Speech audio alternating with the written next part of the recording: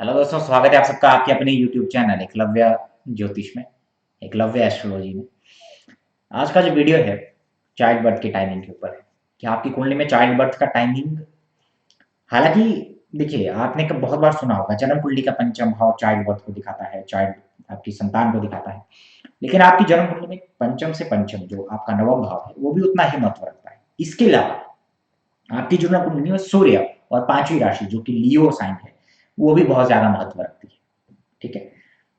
इसके बाद आपकी जन्म कुंडली में गुरु और गुरु से पंचम और गुरु से नवम भाव भी चाइल्ड बर्थ के लिए हमें देखना होता है, क्योंकि गुरु जीव कारक है। ठीक है। इन सब के बाद अगर आपने कभी नहीं सुना होगा कि 11वां भाव कितना महत्व रखता है। देखिए, 11वां भाव जो है खासकर एक पुरुष की कुंडली की मैं बात कर रहा हूं यहाँ पे। और ये जो 11वां भाव का एक्टिवेशन और 11वां भाव जो देखना है चाइल्ड बर्थ टाइमिंग के लिए, वो आप पुरुष की कुंडली में ज्यादा एप्लीकेबल है। ठीक है। तो 11वां भाव जो है आपकी कुंडली में, जैसे लगन आपको देव रिप्रेजेंट करता है और लगन से पंचम आपकी संतान को रिप्रेजेंट करता है, वैसे ही सप्तम भाव आपकी पत्नी को रिप्रेजेंट करता है और सप्तम भाव से जो पंचम पड़ता है वो है आपका 11वां भाव। ठीक है।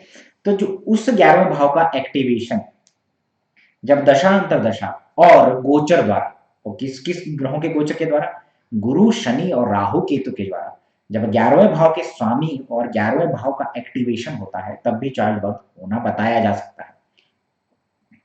ठीक है। वो आप प्रैक्टिकली देखिएगा अपने आसपास, लगभग 20 चार्ट आप उठा लीजिएगा और देखिएगा कि जो जो टेक्निक्स है, जैसे 11वें भाव के स्वामी कैसे एक्टिवेशन देखना है उसको आप अप्लाई करिएगा। तो जब 11वें भाव का एक्टिवेशन होता है गोचर द्वारा या दशा अंतरदशा द्वारा, तो चाइल्ड बर्थ हो सकता है। या 11वें भाव के स्वामी का जब एक्टिवेशन होगा दृष्टि द्वारा, या उसके ऊपर से गुरु शनि जैसे ग्रह गोचर करते हैं या उसको दृष्टि देते हैं, तब भी आपका चाइल्ड बर्थ का टाइमिंग बताया जाता है। ठीक है। ये जैसे एक प्रैक्टिकल चार्ट मैं आपको बता रहा हूँ, ये काफी अच्छे पद पर हैं पुलिस विभाग में। तो 7 अगस्त 1986 इनका बर्थ है। अभी इनकी जन्म कुंडली है, 2016 नवंबर की इनकी शादी हुई। तो जैसे कुछ लोग ज्योतिष में विश्वास नहीं करते, तो मेरा एक पोस्ट देखा फेसबुक पे, तो उन्होंने कहा लेट्स प्रिडिक्ट फॉर मी। मैंने देखा जॉब तो ऑलरेडी लग ही चुका है, अच्छे एडमिनिस्ट्रेटिव जॉब लग चुकी है, शादी हो चुकी है, क्या प्रिडिक्ट किया जाए। तो मैंने देखा कि जन्म कुंडली में जो इस समय दशा चल रही थी, ठीक है, तो उस समय चल रहा था इनका चंद्रमा में शनि। ठीक है, 20 अप्रैल 2019 तक। ठीक है। तो शनि है 11वें भाव में। उसके बाद मैंने ये देखा कि गुरु का गोचर इनके 11वें भाव में होने वाला है शनि के ऊपर से। ठीक है। इसके बाद तो मुझे वहीं पर आइडिया लग गया कि गुरु गुरु जब 11वें भाव में जाएगा तो यहां पर क्या होगा। एक तो 11वें भाव में बैठे हुए ग्रह और 11वें भाव को एक्टिवेट करेगा, और साथ में पंचम भाव पर उसकी दृष्टि रहेगी और सूर्य पर भी नवम दृष्टि रहेगी। तो मैंने कहा अक्टूबर 2018 से अक्टूबर 2019 के बीच में आपको चाइल्ड बर्थ होने वाला है। उसमें एक रीजन और था, और ये मैं तब श्योर हुआ जब मैंने शनि का गोचर देखा। शनि का गोचर अक्टूबर 18 से अक्टूबर 2019 तक यहाँ पर मंगल के ऊपर से था 12वें भाव में। मंगल कौन है? 11वें भाव का स्वामी। तो जब 11वें भाव का इतना एक्टिवेशन हो रहा है, तो मैंने कहा आप अक्टूबर 2018 से अक्टूबर 2019 के ऊपर के बीच में आपका चाइल्ड बर्थ होगा। अब मैंने यहाँ पर क्या यूज किया, आपका पंचम भाव का यूज किया, 11वें भाव और 11वें भाव के स्वामी का यूज किया, और सबसे इंपॉर्टेंट 2 ग्रहों के ट्रांजिट का यूज किया, शनि और गुरु। और अगस्त 2019 में इनको एक मेल चाइल्ड का प्राप्ति हुआ। जब प्रोडिक्शन किया गया था लगभग जून का 2018 का समय था, और जब कहा तो इन्होंने कहा मेरा ऐसा तो अभी कोई प्लान नहीं है। मैंने कहा लेट्स सी, क्योंकि मुझे इशारा ये मिल रहा है कुंडली में कि कोई मेजर इवेंट होने वाला है। और जब अक्टूबर में इनकी वाइफ को कंसीव हुआ तो स्पेशली मुझे रात को फोन आया कि अरे, क्योंकि मेरा पीरियड वही था अक्टूबर 2018 से अक्टूबर 2019।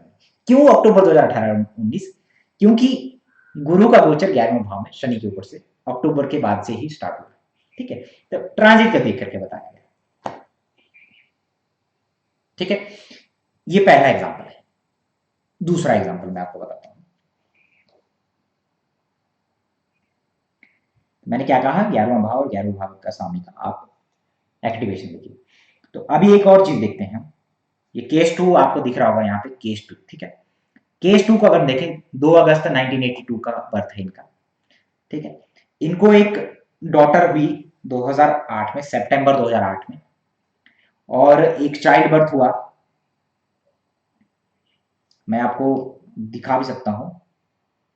ये जो मैसेज आ रहे हैं एफबी पे, इसको इग्नोर करिएगा क्योंकि मैंने मोबाइल से कनेक्ट किया है लैपटॉप में, तो उसमें कुछ मैसेज भी आते रहते हैं। तो मैं आपको यहाँ पे डॉक्टर का दिखा दूं तो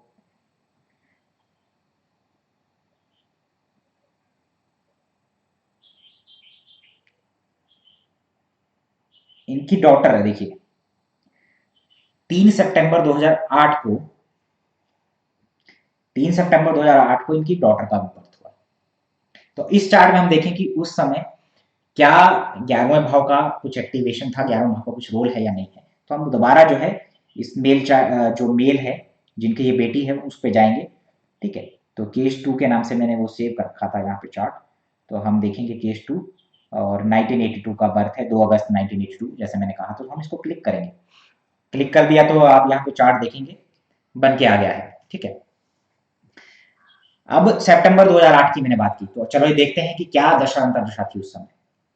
मैंने कहा कि कहीं ना कहीं आपको 11वें भाव का रोल मिलेगा, दशा अंतर्दशा या गोचर। तो इनकी दशा अगर हम देखेंगे यहाँ पर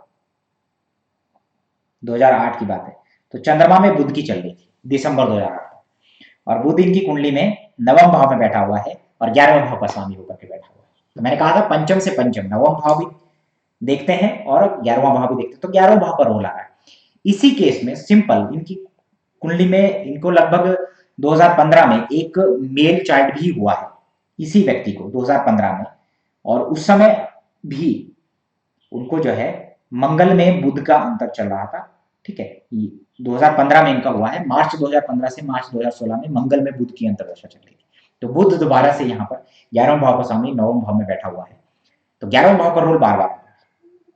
ठीक है, इसके अलावा ये तीन एग्जाम्पल मैंने आपको बताए। इसके अलावा मैं आपको एक और एग्जाम्पल बताता हूँ। 12 जुलाई 1973 का ये बर्थ है। ठीक है, 12 जुलाई 1973 का ये बर्थ है। इनको एक दो इनको मेल चाइल्ड है। ठीक है, तो एक का बर्थ है 28 जनवरी 1997 का, ठीक है 1997, और एक का है 26 जून 1998 का। 28 जनवरी 1997 को पहला चार्ट बर्थ है और 26 जून 1998 को जो है दूसरा है। तो 28 जनवरी 1997 की अगर मैं बात करूं तो शनि का गोचर इनके तीसरे भाव से हो रहा था। ठीक है, शनि यहां पर कुछ लग्नों में मैं आपको बताऊं बहुत ही इंपॉर्टेंट है, उसका गोचर इतना ज्यादा इंपॉर्टेंट है कि आप सोच भी नहीं सकते। उनकी लाइफ में मेजर जो इवेंट्स होते हैं ना, वो शनि अपनी दृष्टि से और अपने गोचर से एक्टिवेट करता है। कुछ कुछ लगन ऐसे हैं, जब मैं ट्रांजिट की टेक्निक्स पे आऊंगा, ट्रांजिट का कैसे प्रोडिक्ट करना है, क्या करना है, उस पर आएंगे तब हम बात करेंगे। तो जब 1997 में 28 जनवरी 1997 जब पहला चाइल्ड बर्थ इनको हुआ, तो उस समय शनि का गोचर मंगल के ऊपर से था। तो आप देखेंगे मंगल इनके 11वें भाव का स्वामी है, और वही शनि अपनी तीसरी दृष्टि से पंचम भाव को देख रहा था, और वही शनि नवम भाव को भी देख रहा था अपनी सप्तम दृष्टि से। तो वहां पर 11वां भाव और 11वें भाव के स्वामी का रोल आ गया दोबारा से। और गुरु जो है लगन में ही गोचर कर रहा था, मकर में, तो दोबारा पंचम भाव एक्टिवेट और गुरु एक्टिवेट हो रहा है। तो देखिए कैसे यहां पर एक भाव और एक ग्रह से एक्टिवेशन नहीं होता किसी इवेंट का, उसमें 2 या 3 ग्रह और 2 या 3 भाव का होता है। आज 11वें भाव की बात चली है, बाकी कभी जब प्रोडिक्ट करना कि कैसे प्रोडिक्ट करेंगे तो उसमें हम बहुत सारी चीजें और भी देखेंगे। ठीक है, तो यहां पर इनको चाइल्ड बर्थ हुआ 28 जनवरी 1997 को। ठीक है, मेल चाइल्ड। अब जो दूसरा जो चाइल्ड हुआ वो 26 जून 1998 को हुआ। तो उस समय शनि जो है मेष राशि में आ चुका था इनके, और गुरु का गोचर तीसरे भाव से हो रहा था। ठीक है, तो गुरु जो है अपने एक्टिवेशन से नवम भाव, 11वें भाव और 11वें भाव के स्वामी मंगल को एक्टिवेट कर रहा था वहां पे, जो कि 11वें भाव का स्वामी है। तो बार बार ये एक बार नहीं बहुत बार मैंने देखा है। बल्कि एक चार्ट है जो मेरे बड़े भाई का है, तो उसमें भी मैं आपको दिखा दूं कि बिग बी के नाम से मैंने सेव किया है, मेरे कजन है, बड़े भाई हैं। तो इनका अगर आप देखेंगे कर्क लगन है, और 11वें भाव का स्वामी शुक्र है, और 11वें भाव में सूर्य और बुध बैठे हुए हैं। ठीक है, तो इनके बेटे का नाम मैंने डुग्गू, अगर आपको बताऊं, मैंने सेव किया है क्योंकि हम उसे डुग्गू ही कहते हैं। ठीक है, तो इसका बर्थ है 10 जनवरी 2015 को। तो देखते हैं कि क्या मेरे बड़े भाई की कुंडली में भी 10 जनवरी 2015 में कोई 11वां भाव का एक्टिवेशन था या नहीं, दशा अंतर्दशा में। ठीक है, तो यहाँ पर अगर हम देखेंगे सूर्य की महादशा, सूर्य 11वें भाव में बैठा हुआ है। ठीक है, और 5 जनवरी से ही इनको सूर्य में शुक्र की अंतर्दशा चली है। ठीक है, 5 जनवरी से ही। यहाँ पर अगर आप देखेंगे तो शायद आपको नहीं दिखा दे रहा होगा, लेकिन 30 अगस्त 2014 को सूर्य में बुध का खत्म हुआ है और सूर्य में केतु का खत्म हुआ है 5 जनवरी 2015 को, और सूर्य में शुक्र शुरू हुआ है 5 जनवरी 2015 से, और 10 जनवरी 2015 को इनके जो है चाइल्ड बर्थ हुआ है। तो सूर्य 11वें भाव में बैठा है और 11वें भाव का स्वामी शुक्र है, तो एक्टिवेशन यहाँ पे दशांतर दशा दोनों में शुक्र का हुआ। ठीक है, तो इसके अलावा शनि भी जो है उस समय पंचम भाव में गोचर कर रहा था, 2015 की बात है। ठीक है, और या शायद चौथे भाव में गोचर कर, अगर चौथे भाव में भी गोचर कर रहा होगा तब भी नहीं, 2015 में 10 जनवरी 2015 में शनि पंचम भाव में गोचर कर रहा था, तो पंचम भाव एक्टिवेट्स हुआ और 11वें भाव को देख रहा था शनि, और 11वें भाव में बैठे हुए स्वामी जो जिसकी दशा है सूर्य की उसको भी देख रहा था, तो कहीं ना कहीं यहाँ पर 11वें भाव का बार बार रोल आता है। तो ये चीजें, ये टेक्निक्स आप रखिए संभाल के, और आप एक्सपर्ट बनिए, आप रिसर्च करिए। ठीक है, और जब आपको टाइम पीरियड देखना हो अपनी चाइल्ड बर्थ का, तो उसमें बहुत सारी चीजों के साथ अपने 11वां भाव और 11वें भाव के स्वामी और उसका एक्टिवेशन गोचर द्वारा, शनि और गुरु द्वारा विशेष तौर पर, और राहु केतु द्वारा क्या हो रहा है या नहीं हो रहा है वो भी देखिए। ठीक है, तो ये मेरा आज का वीडियो था कि 11वें भाव का और 11वें भाव के स्वामी का भी रोल होता है चाइल्ड बर्थ, खासकर ये मेल के ऊपर, मेल चार्ट के ऊपर मैंने किया है। ठीक है दोस्तों, तो अगर वीडियो अच्छा लगे आपको, थोड़ा डिस्टर्बिंग भी हो सकता है कि बार बार मोबाइल खोल रहे हैं या वो सब, लेकिन ये सब आपको बताने के लिए मैं बता रहा हूँ कि गोचर कितना महत्वपूर्ण होता है दोस्तों।